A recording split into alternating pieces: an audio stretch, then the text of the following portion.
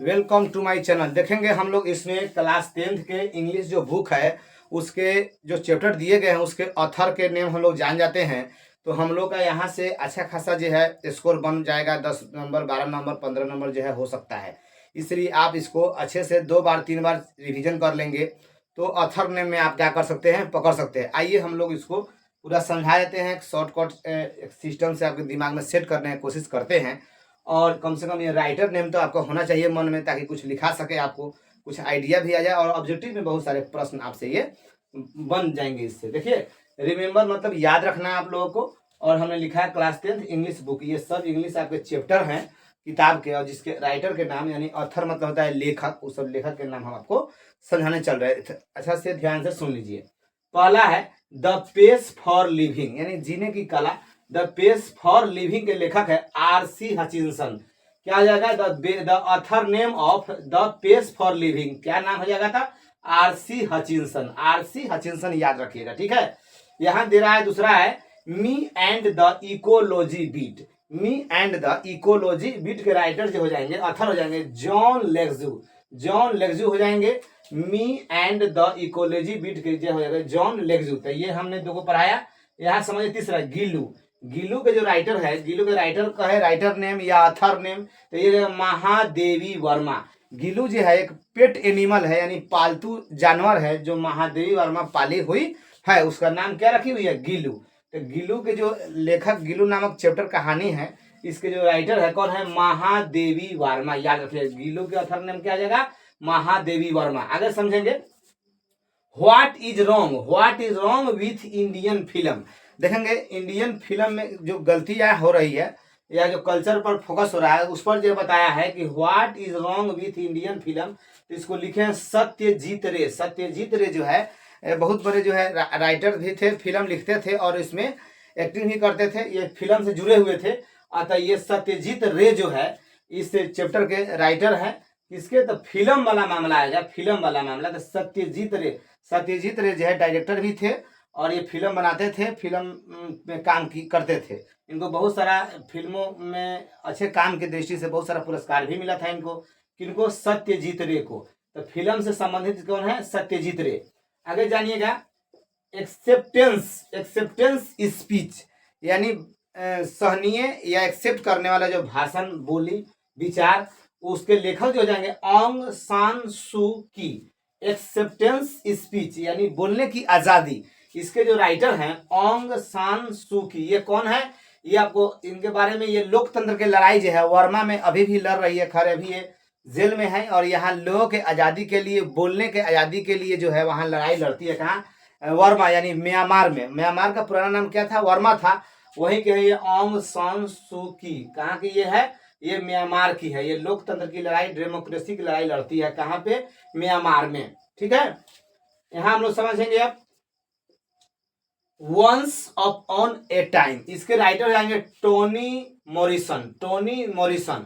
Once upon a time, once upon a time के लेखक हो जाएंगे टोनी मॉरिसन। आगे जानते हैं the unity of Indian culture यानी भारतीय संस्कृति की जो एकता है, जो मिलजुल कर रहता है। यहाँ पे हिंदू और मुस्लिम मिल कर रहते हैं सब कोई, और ये देश बहुत वर्षों से ऐसे ही चलते आ रहा है और आगे भी चलेगा, सब कोई मिलजुल के रहेगा। इसलिए लिखे हैं कि the unity of Indian culture, भारतीय संस्कृति की एकता, ठीक है ना।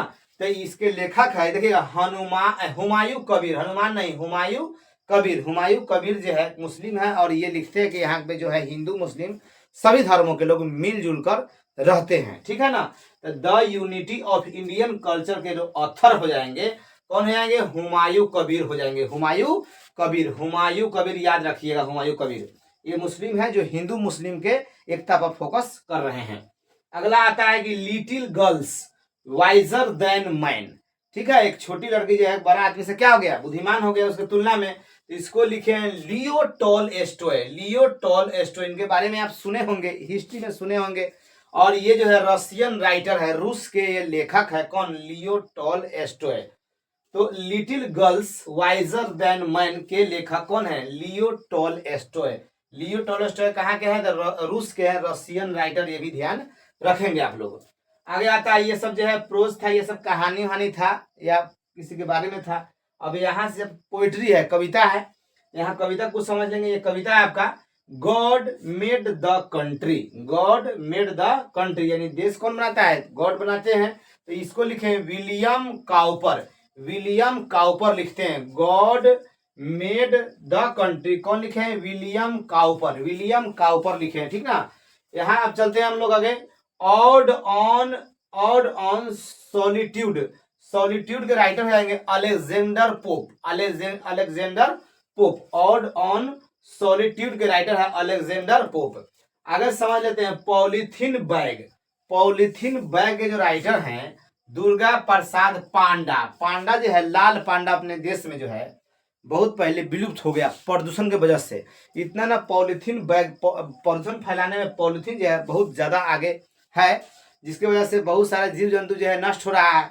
तो यहाँ पांडा से याद रखेंगे, पांडा एगो लाल पांडा जीव हुआ करता था जो विलुप्त हो गया प्रदूषण से। तो प्रदूषण के मुख्य कारक क्या है, पॉलीथीन है। तो पॉलीथीन के वजह से लाल पांडा गायब हो गया। तो पॉलीथीन बैग, पॉलीथीन बैग के राइटर पीछे पॉलीथीन, लास्ट में पांडा याद रखेंगे, पांडा पॉलीथीन, पांडा पॉलीथीन। तो दुर्गा प्रसाद पांडा के जो है पॉलीथीन बैग के राइटर है, ठीक हो गया। आगे आता है कोयल, कोयल जो है लिखे हैं पूरन सिंह, कोयल को कौन लिखे हैं, पूरन सिंह, कोयल जो पोएम है उसको क्या लिखे हैं, पूरन सिंह लिखे हैं, यहाँ ध्यान रखिएगा। आगे आता है थिनर देन ए क्रेसेंट, क्रेसेंट इसके लेखक जो है विद्यापति है, कौन है, विद्यापति, इसके जो राइटर हैं विद्यापति है। आगे चलते हैं हम लोग, द इम्पिटी हार्ट यानी खाली दिल, खाली दिल जो हो गया यहाँ लिखे लिखिए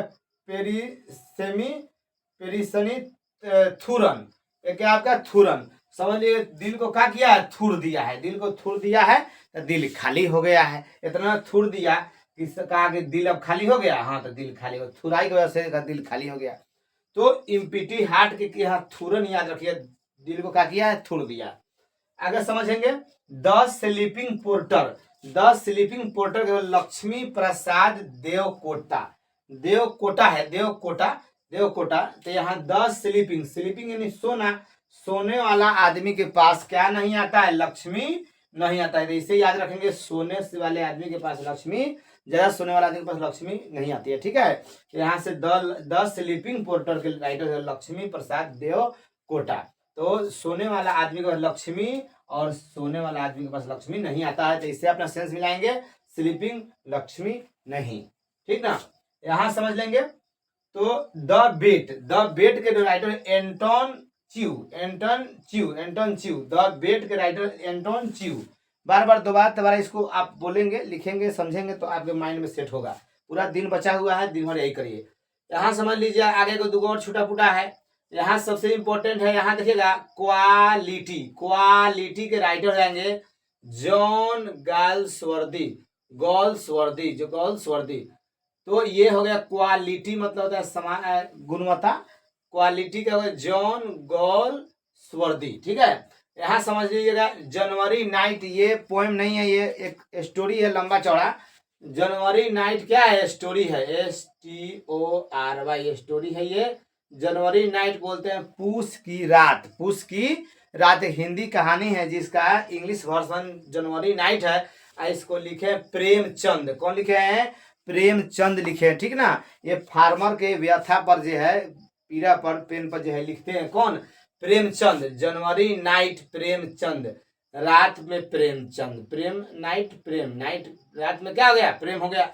जो भी अपना सेटिंग बना के रखिएगा इसको, सिस्टम, नाइट में प्रेम। जनवरी नाइट के राइटर जो हो जाएंगे प्रेमचंद, प्रेमचंद, ठीक है। यहां से एलर्जी का हो जाएगा आपका doctor Rana SP Singh. Allergy meaning है, हो सकता है कुछ और इसका पढ़ने में सेंस निकलता हो, लेकिन इसको एलर्जी पढ़ रहे हैं कि एलर्जी मतलब बीमारी समझिए, डॉक्टर ही नहीं इलाज करेगा एलर्जी के कोनो जी। तो एलर्जी के डॉक्टर हो गया, एलर्जी डॉक्टर, एलर्जी कौन देखेगा, डॉक्टर साहब देखेंगे। एलर्जी के डॉक्टर देखेंगे डॉक्टर राणा SP सिंह, तो एलर्जी डॉक्टर देखेगा, ठीक ना। और यहाँ से को देखो और छूटा हुआ हम कहीं लिख दिए होंगे, यहाँ पे है लव डीफील्ड, लव डीफील्ड के गिरधर झा, गिरधर झा। लव गिर गया ना अभी के समय में, अभी के समय में लव क्या हो गया है, लव का स्टैंडर्ड बहुत गिर गया है। लव रहा कहाँ, सिर्फ चीटिंग है, मौका परस्ती है, तक समझिए कि लव के जो सेंस अब गिर गया है। तो गिरधर के समझिए गिर गया। लव क्या है, लव का स्टैंडर्ड अब कहो बहुत गिर गया है। तो लव डिफाइल्ड का राइटर है गिरधर झा, तक कहिएगा लव गिर गया है। लव का स्टैंडर्ड अब क्या हो गया है, गिर गया है। ठीक हो गया। यहाँ समझेंगे सन एंड मून, सन एंड सूरज और चांद के राइटर आएंगे कैथेराइन मैन्सफील्ड। ठीक है, मैन्सफील्ड। तो यहाँ मून से मैन याद रखेंगे, moon man, moon man, moon man, और कोनो में मैन टैन नहीं है।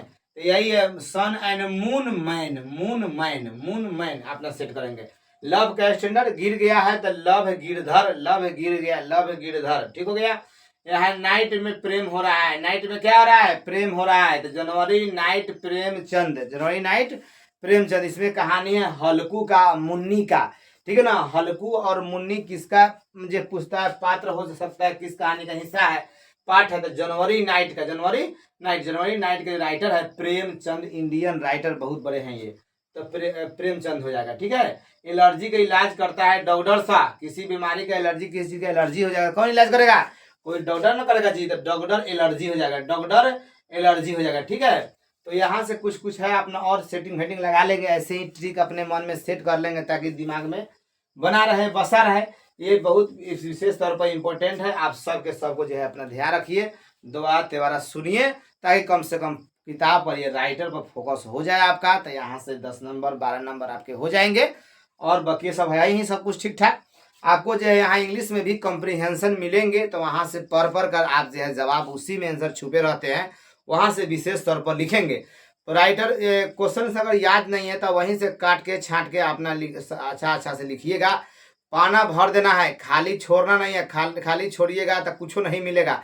इसलिए क्वेश्चन आंसर भी आप क्या करेंगे, कॉम्प्रिहेंशन से कुछ ऐसे वैसे करके, अगर राइटर संबंधित कुछ मैच कर जा रहा है तो फर्स्ट में राइटर का जिक्र करते हुए आगे बढ़ेंगे, ऐड करते हुए पूरा फुल फिल करेंगे। और बहुत सारे हम आपको एप्लीकेशन भी और लेटर भी लिखवा दिए हैं, वहाँ आपका 5-10 नंबर वहाँ से बन जाएगा, यहाँ से बन जाएगा। ऑब्जेक्टिव बनावे करेंगे आप लोग, वहाँ हम लोग स्पेलिंग टेस्ट भी बता ही दिए हैं। तो सबको देखते हुए आप जो है इसको अच्छा से एग्जाम दीजिएगा। यहाँ भी नंबर लाना जरूरी है फ्यूचर के लिए। बहुत सारे कंपटीशन में आपको इंग्लिश का नंबर अगर कम रहता है तो आपको जो दिक्कत हो सकता है, इसलिए इसको हल्के में न लेते हुए सीरियस लीजिएगा और फोकस दीजिएगा, समय दीजिएगा इंग्लिश पर अच्छा से। तो चलिए ठीक है, मिलते हैं अगले वीडियो में।